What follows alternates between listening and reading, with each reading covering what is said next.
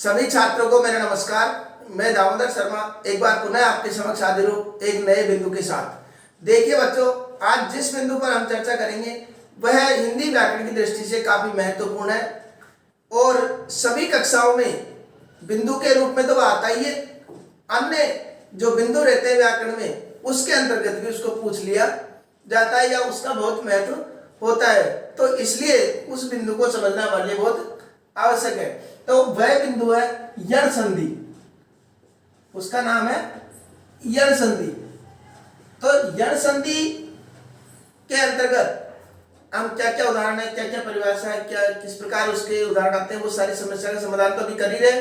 उसके पूर्व में बता दूं कि संधि के अंतर्गत हमने संधि के प्रकार, उसकी परिभाषा, उसको विभिन्न उदाहरण, इसके अलावा स्वर संधि के जो भेद है, दीर्घ, गुण, वृद्धि, इन सब का अध्ययन कर लिया है। और यदि आप वंचित रह गए हो तो आप पहले उनका अध्ययन कर लीजिए। वैसे आपकी सुविधा के लिए मैं डिस्क्रिप्शन में उन सब के लिंक दे दूंगा। तो आइए अब प्रारंभ करते हैं यण संधि। तो देखिए बच्चों, ये यण संधि जो है ये कहाँ कहाँ काम आती है ये मैं बता देता हूँ। पहले देखो, उपसर्ग अगर पूछते हैं परीक्षा में तो आजकल ये परीक्षाओं की एक विशेषता ही हो गई है कि उपसर्ग का कोई उदाहरण देंगे वह भी यण संधि से मिला करके वो देंगे। तो उपसर्ग का उदाहरण देंगे, संधि यण संधि सीधे भी पूछ लेते हैं। उपसर्ग में भी जैसे या पूछ लिया अत्यधिक, अत्यधिक।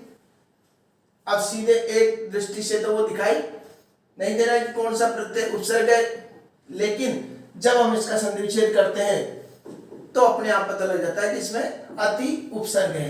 लेकिन यह अति उपसर्ग कैसे हुआ यह हम संधि में जानेंगे सब, ठीक है।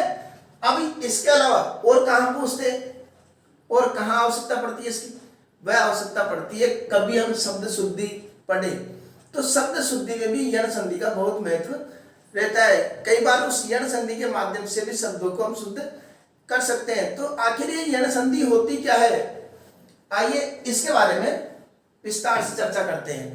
तो अभी हम यण संधि के सामान्य नियम वो जान लेते हैं पहले। तो देखिए बच्चों, ई प्लस असमान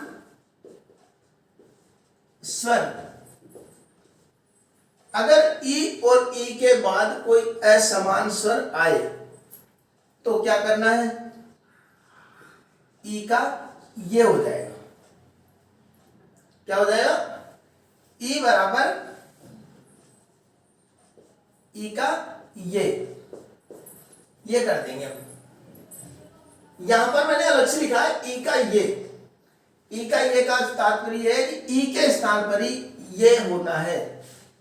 और अगर उ और उ के बाद कोई असमान स्वर आए तो क्या होगा, तो उ के स्थान पर क्या लिख देंगे, व। उ के स्थान पर ये दोनों उ मानते हैं इसमें, तो उ के स्थान पर व हो जाता है, ठीक है। अगर री आए के बाद कोई असमान स्वर आ जाए तो क्या करेंगे, तो री के स्थान पर र हो जाएगा।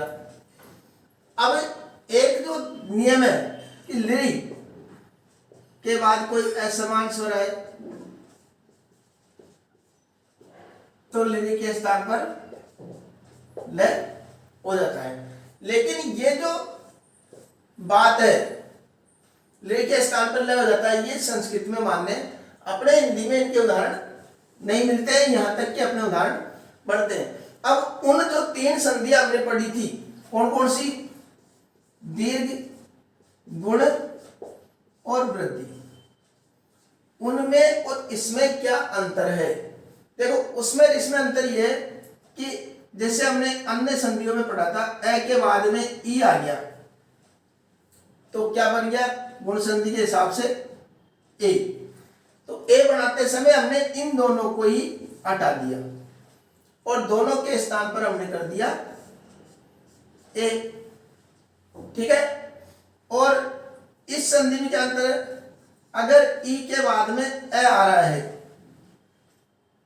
तो हमको जो भी करना है वह इस शब्द के अनुसार, ई को बदलेंगे, ए अपने स्थान पर ही रहेगा, ई के स्थान पर ही ये करेंगे। ठीक है। और अभी उदाहरण से हम पूरे विस्तार से, मुझे पूरी उम्मीद है कि इसके बाद में यण संधि से संबंधित किसी प्रकार की समस्या आपके दिमाग में नहीं रहेगी। तो ये इसमें एक बदलाव होता है, इसमें दोनों को हटा देते हैं, अन्य संधियों में इसमें एक को ही हटा करके उसके स्थान पर ये जो भी वर्ण आते हैं वो लिख देते हैं।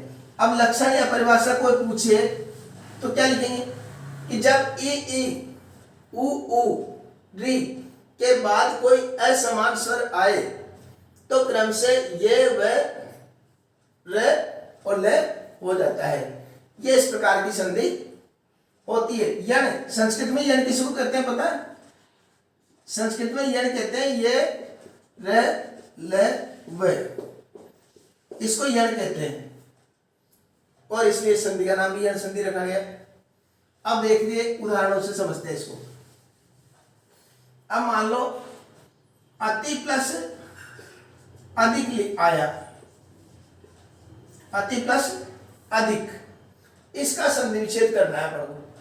तो इसका संधि विच्छेद करने के लिए पहले हमको क्या करना है, पहले तो इनके टुकड़े करके देखते हैं कि कहां पर किसका मिलन हो रहा है।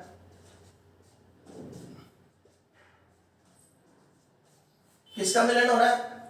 ई के बाद में ए आ रहा है, ई के बाद में ए आ रहा है मतलब असमान स्वर आ रहा है। असमान स्वर आ रहा है तो इन दोनों को हटा करके क्या कर, इन दोनों को नहीं हटाना, तो ई के स्थान पर क्या कर देना है, ये ई के स्थान पर ये।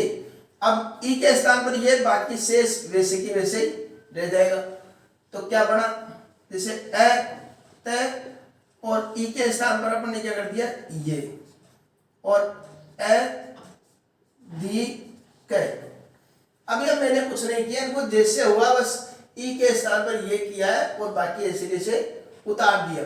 अब इनको मिलाए तो ए तय क्या अलंत लग रहा है, तो अलंत को आदत है ऐसे भी लिख सकते हैं। ये अलंत है लेकिन बाद में स्वर है इसलिए ये पूरा हो गया और फिर ए निकल गया तो दी अत्यधिक। इस प्रकार ये शब्द बना। और कई बार पूछ लेते अत्यधिक में उपसर्ग कौन सा है, तो अति उपसर्ग। उपसर्ग कौन सा है, अति उपसर्ग। कई बार पूछ लेते हैं अन्वेषण, अन्वेषण। अब पूछ लिया जाता है कि इसमें कौन सा उपसर्ग है, तो देखिए पहले तो अब इसको तो हमने डायरेक्ट इस प्रकार पूछा, हल कर दिया। इसको किस प्रकार हल करेंगे वो देखो, जैसे ए न, अब जहां पर अधूरे वर्ण जरूर आते हैं, इसमें अधूरे वर्ण जरूर आते हैं इसलिए अधूरे वर्ण पर ही गौर रखना विशेष।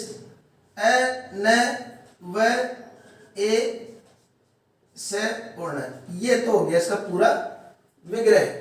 अब उल्टा चलिए, वह किसके स्थान पर होता है, उल्टा चल के देखिए, ऊ के स्थान पर वह करते हैं तो वह किसके स्थान पर आया, ऊ के स्थान पर। तो यहां पर ऊ लिख देते हैं वापिस, उल्टा घूमते हैं।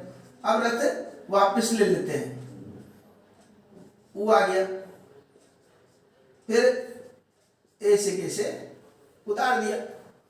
अब ये न अलंत है, इसमें ऊ बाद में आ रहा है तो इन दोनों को मिला दिया तो क्या बन गया अनु, और बाद में ये ऐसन इस प्रकार लिख देंगे तो अन्वेषण हो गए। और देखते हैं उदाहरणों से समझने का प्रयास करते हैं। इसका स्क्रीनशॉट ले लीजिए और विभिन्न उदाहरण मैं बता रहा हूं। अब अन्य उदाहरण से उसको समझने का प्रयास करते हैं। तो देखिए एक बार और लिख देता हूं यहां पर, ई ई के बाद कोई असमान स्वर आए, ई के बाद असमान स्वर आए तो क्या करना है, ये लिख देना। और ऊ ऊ के बाद असमान स्वर आए तो वह, री के बाद असमान स्वर आए तो र। ये हमको ध्यान रखना है, ठीक है ना। कुल मिलाकर के ये है कि ई ये,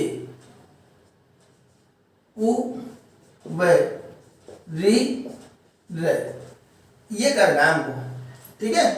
तो अब देखिए प्रत्येक,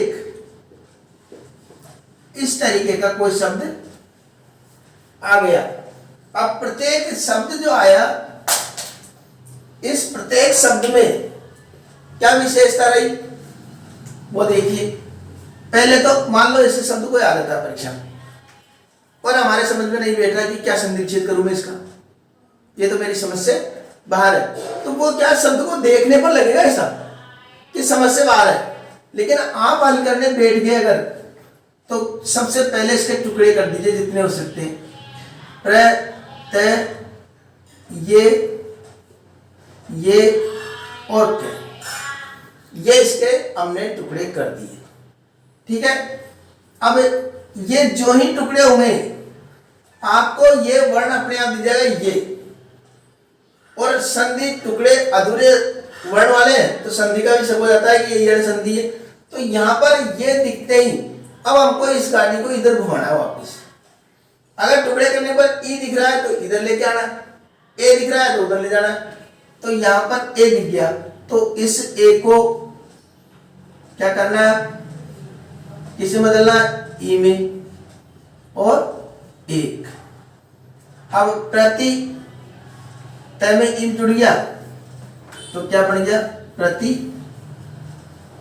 एक, प्रतिधन एक बराबर प्रत्येक। ऐसे ही पितृ, पितृ आज्ञा, इस तरह का शब्द आ जाए मान लो, तो पितृ प्लस आज्ञा, घबराना नहीं है, री आ और ज्ञा।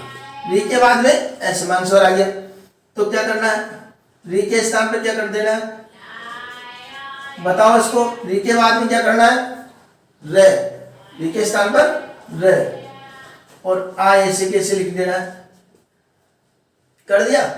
अब इसको मिलाना है, पी आदत है में ये रे मिल गया तो पितृ, इधर आ इसको पूरा कर रहा है तो पित्राज्ञा। तो क्या शब्द बन गया, पित्राज्ञा। ऐसे स्वागत,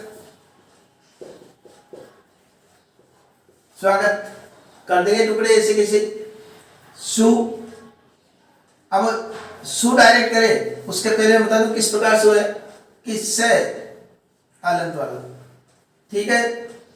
वह और आ गए और तय, ये तो इसके टुकड़े हो गए। अब से को हम वह आ गए, यहां पर वह किसके स्थान पर आता है, ऊ के स्थान पर। तो से को तो ऐसे कैसे लिख दिया, वह लिख दिया, वह के स्थान पर लिख दिया ऊ और आगत। से में ऊ मिला तो क्या बन गया, सु धन आगत। क्या संधि विच्छेद हो गया, सुधन आगत।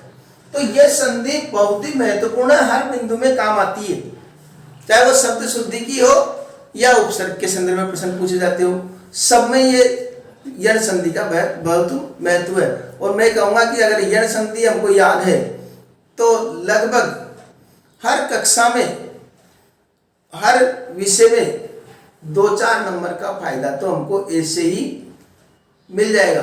तो इसका अभ्यास करिए आप, और अभ्यास में सबसे बड़ा यही है कि उसका पूरे तरीके से टुकड़े करके, विग्रह कर करके, उन शब्दों को विश्लेषण कर करके और फिर नियम में उसको डालने का प्रयास करिए, संधि सहजता से ही हल हो जाएगी, ठीक है।